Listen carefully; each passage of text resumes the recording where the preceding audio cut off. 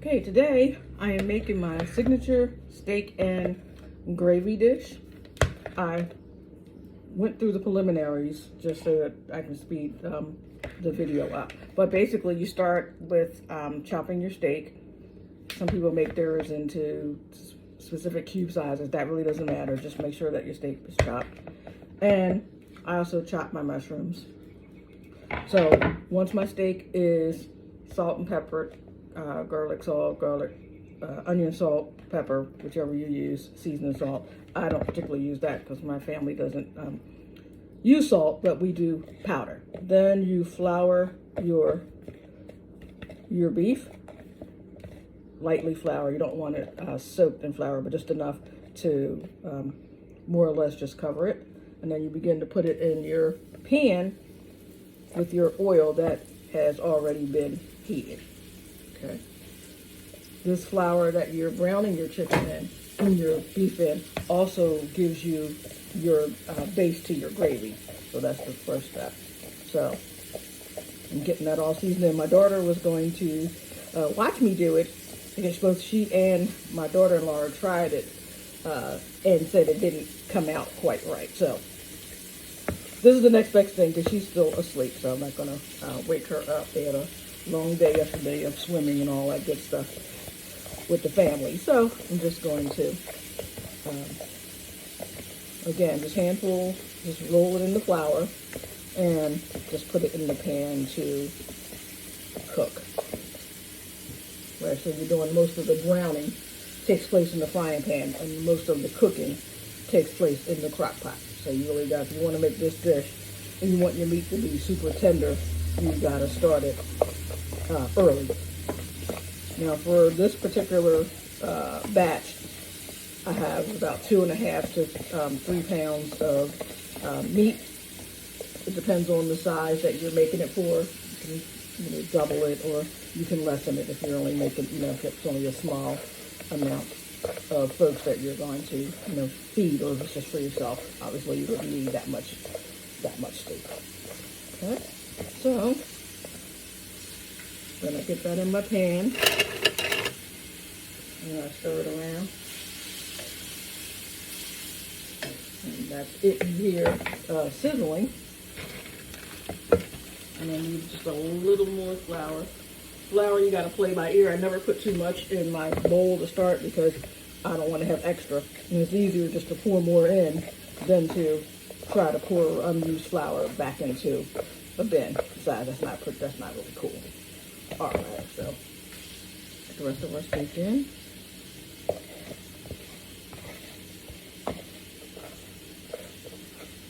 And then the process gets underway. Now, I let it cook in my frying pan for about 15 or 20 minutes, just till I start to see it browning up nicely. And then that's when I add an additional ingredient, which I will show you in just a minute. Get a little more of my flour. There we go.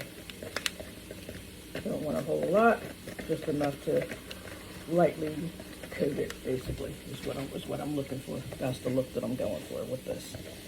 And then I'll get that in the pan and get my next ingredients that are getting ready to go in as well. Okay, so I'm all done with that. Wash up my hands real quick. And I'm one of those who like to clean as I go, but I won't bore you with that detail. But I'll just wipe my hands off and wipe my countertop here. So all I have left is my mushrooms, and then I have to get my other 2 ingredients that go into my steak and gravy.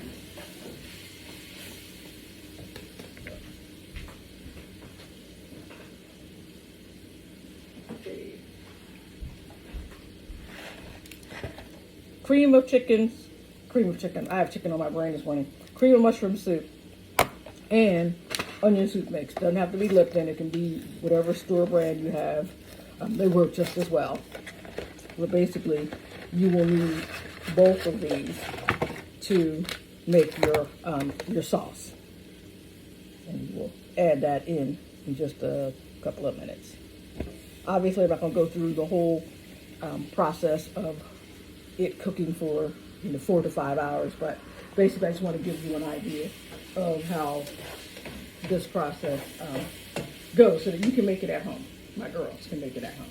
But after all, it is a recipe, so you might look at it and say, oh, you know what, let me add just a little more onion powder. Again, it's a taste thing.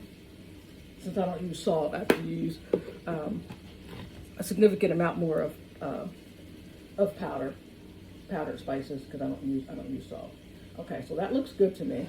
So now you can use your flame. You can have your flame on medium or you can have your flame on high. If you have it on high, obviously you have to keep stirring it so that it doesn't stick, and you'll be off to the races. So I'll let you see how it looks in the pan. That's it in the pan, so you'll know yours should look like that also. Okay, so I'm gonna put it up on high a little bit just so I can get my other ingredients mixed in, and then I allow it to cook in the frying pan. Now, this is where I think my girls, I'm not sure what happened in the process for them, but the first thing you add is the onion mix.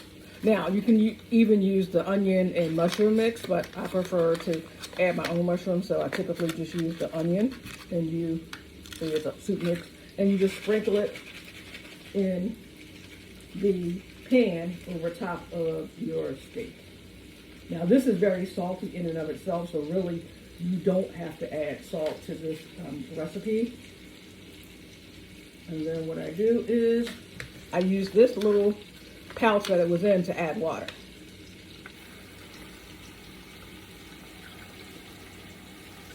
And I'll do the same thing with the cream of mushroom soup. So I sprinkle water, and basically this is going to simmer. I might add a little more water because when I add the soup, the cream of mushroom soup, I have to add water because we know that soup is salty as well. So this doesn't come with a snap top, so I have to use the old-fashioned way with a can opener, and pretty much I'll just dump this in on top of it. Now, don't want you to get put off by what you see once you add the soup mix because it looks, a little strange, but it will be delicious, I promise. All right, let's get on out of there. Soup mix doesn't want to come out today. Okay, all right. Now again, you don't have to make a separate gravy because all this cooks, the soup mix and the cream of mushroom soup, coupled with the flour that you use to brown the beef in, that makes your gravy. So you don't have to add any more gravy to it. All right, so got my soup mix in. I'll let you see that. Then I have to pour the water. So again, it doesn't look all that attractive yet, but once it's cooked, it will be absolutely delicious. All right, so let me add a cup of water. Well, a can of water because I'm using the water I'm putting water in the can that the soup mix came in.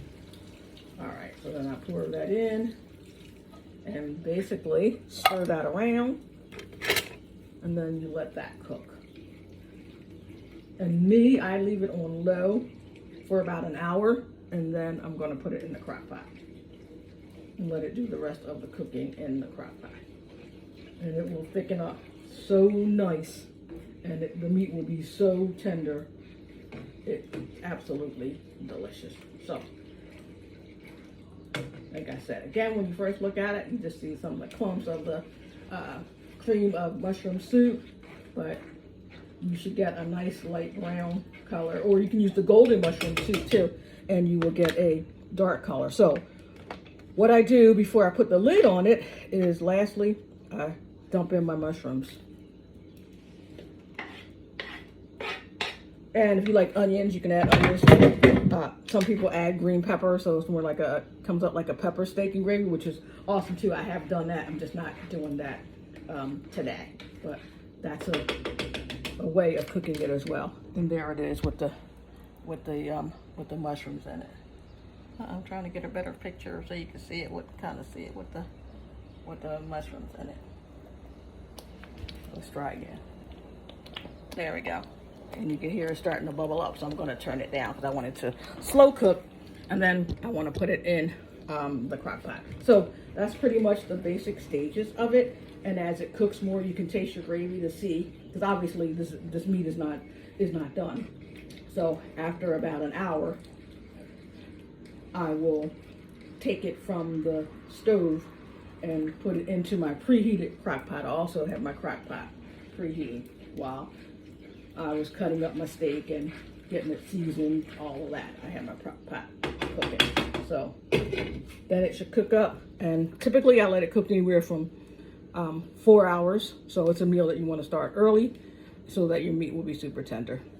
All right, girls, peace out.